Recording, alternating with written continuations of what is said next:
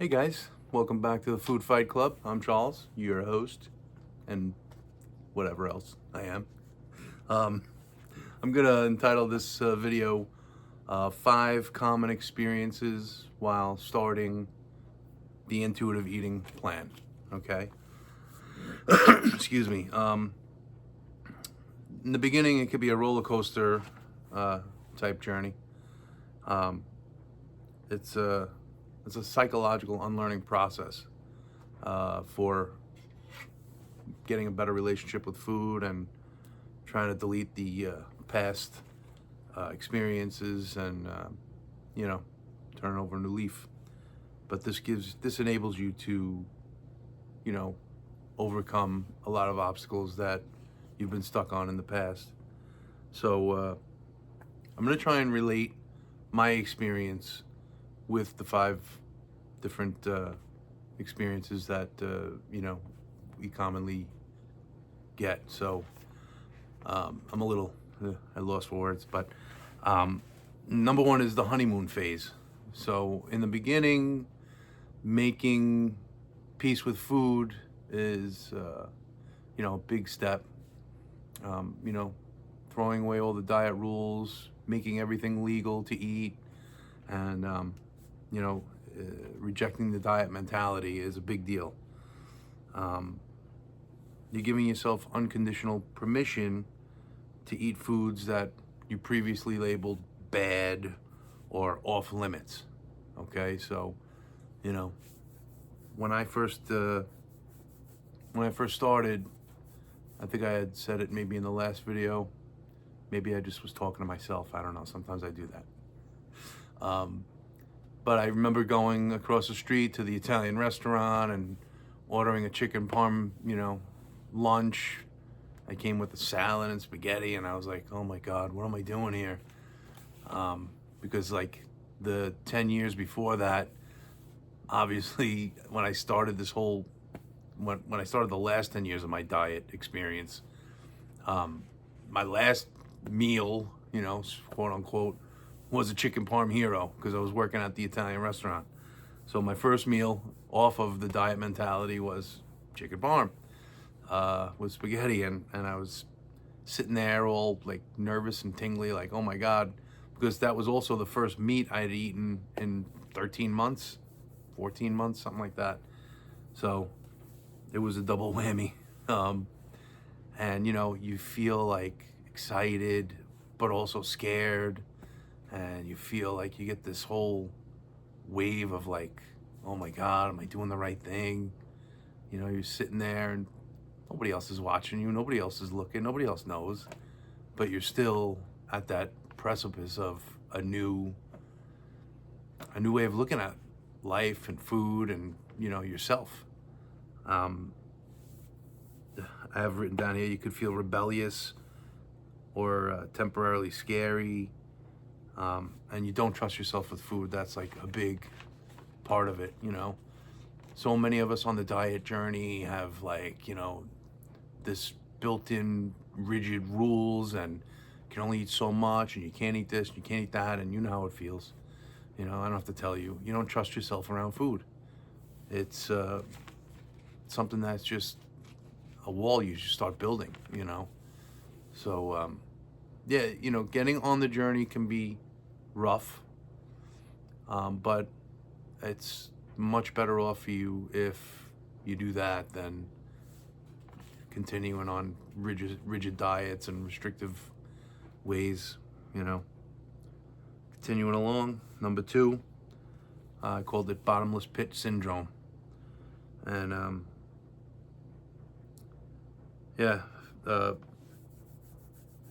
it's the fear of, if you're not on a diet, you'll never stop eating.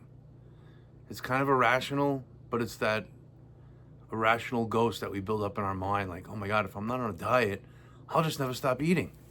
I'll just gain like 100 pounds, And it's not true. Okay, I'm here to tell you. You're not going to gain 50 pounds in a week. You're not going to gain 50 pounds in 3 months. You're going to know when to shut it down and when enough is enough. Okay? again, like I said, it's a response to the years of dieting and restriction that you've built up in your mind, okay?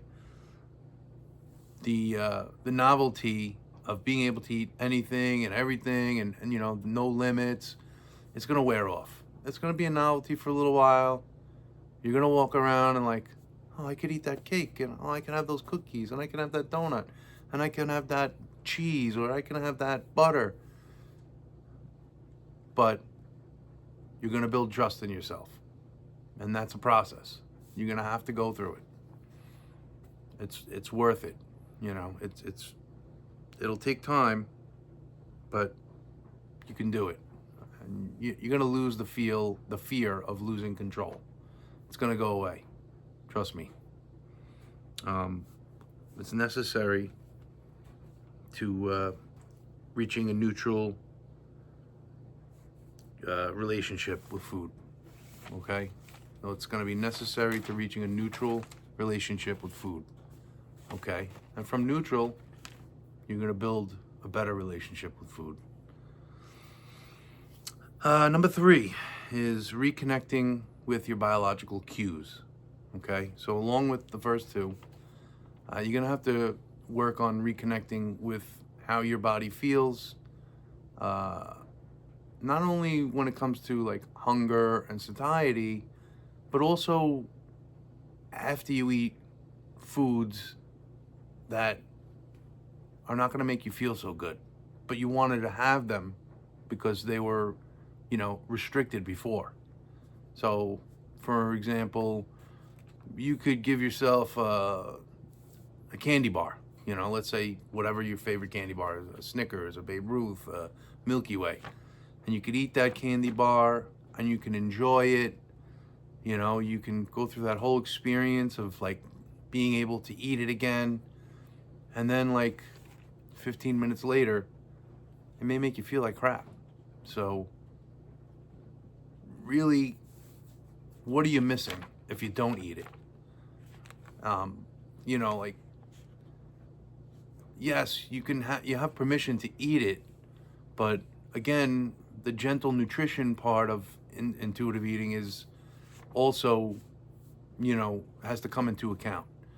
And, you know, yeah, it's not a bad thing to have a candy bar once in a while, even if you feel like a little bit of crap afterwards. But, you know, really, you want to build a better relationship with food and what you want to eat and how it makes you feel, because that's part of it. You know, how it makes you feel afterward is just as important as how you feel when you're eating it, you know. So there has to be like a balance of both. Okay. Most realize we have been disconnected with the body signals. Okay, so your signals may be muted, you know, they may be deaf. Your body may be, you know, you don't feel that in your body anymore. You lost that nervous pathway, that connection. You struggle to feel hunger, and hunger can come in many different forms, okay?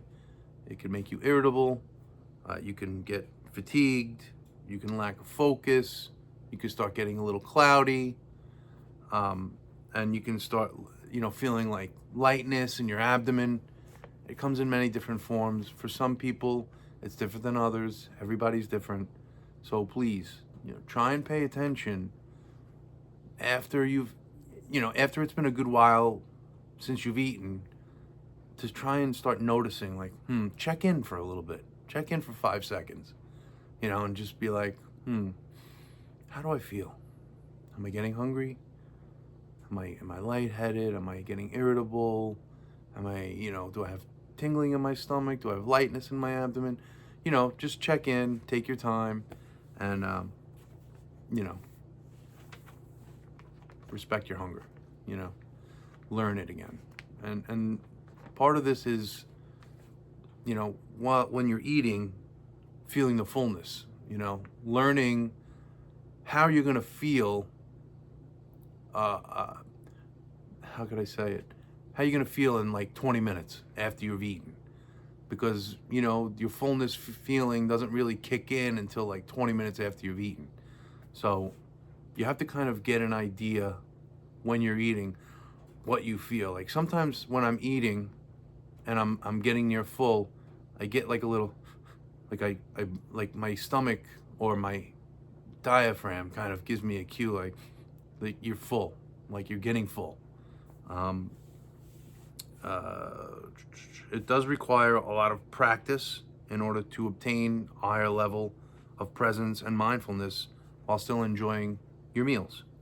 So, like I said, it's just a practice. It's just like anything else.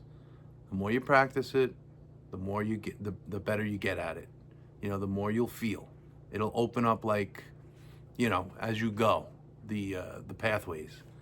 Um, so, enough about that.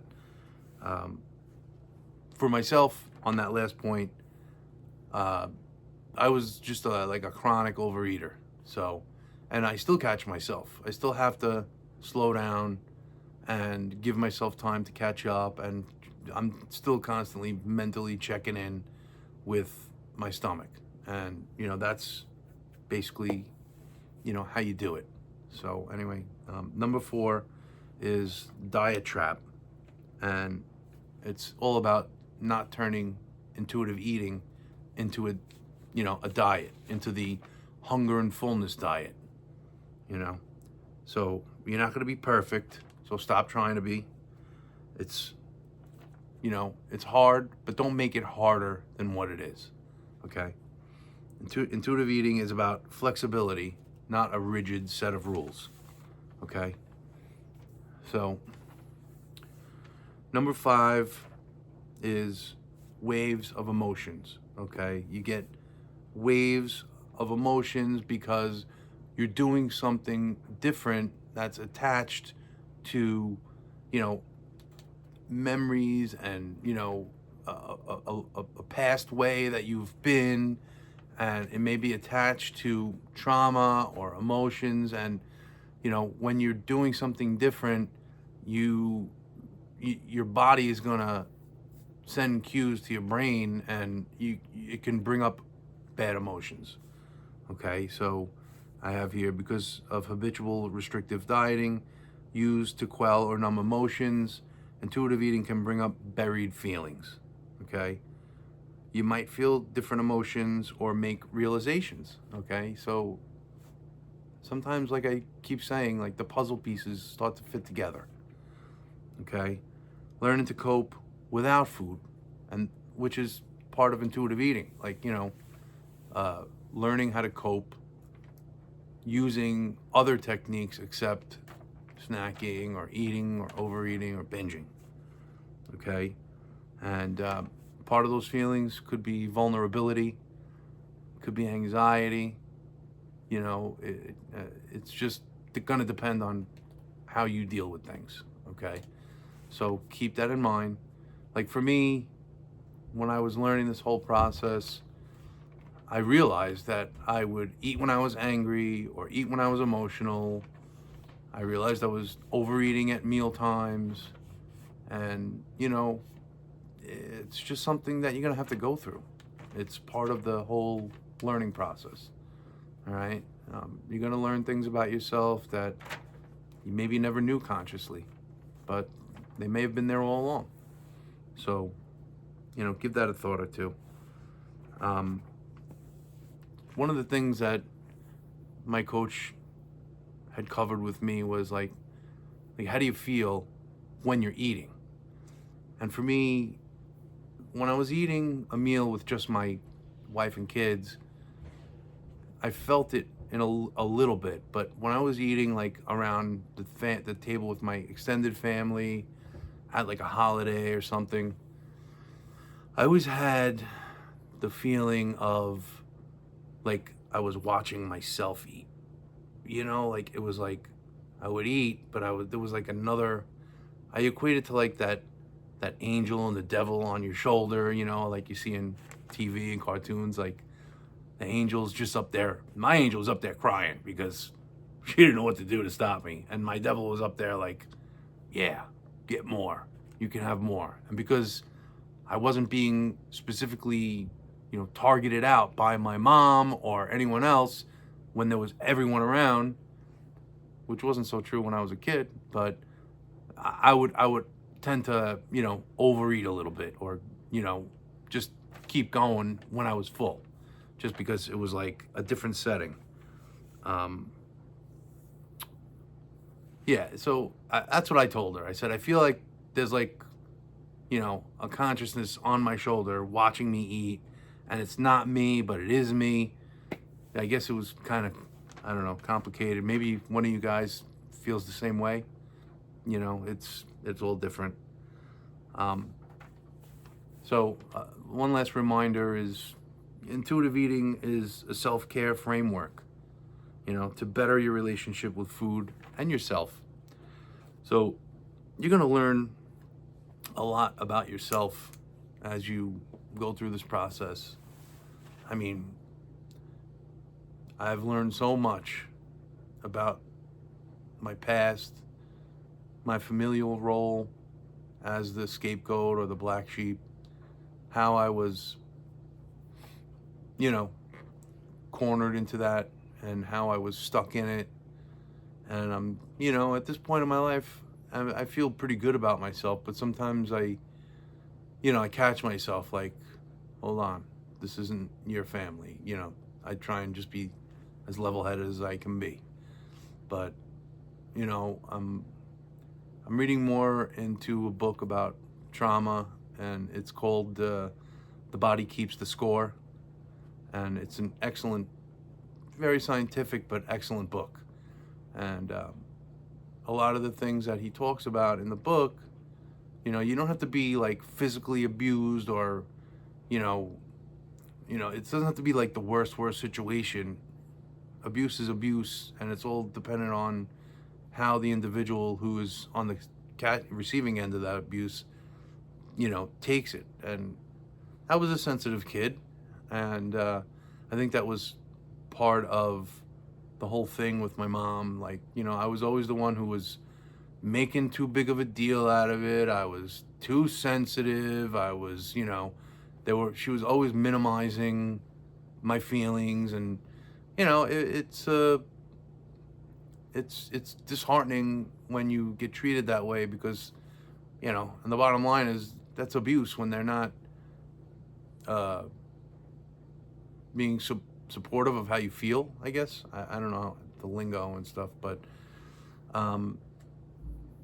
being in that scapegoat role, and then also with her, forcing diet on me, it really like shut me down a lot as a kid, and it lasts your whole life, going through that. So I hope making these videos is going to help some people out there. I know it's helping me. I'm doing the more of the reading and watching the videos and stuff. I hope that you guys will look into these books and do some work on yourself, and try and dig yourself out of where you are, and make your life better and make yourself better. And that's my hope. Okay, so please don't forget to hit the like button, share, subscribe, leave us a comment.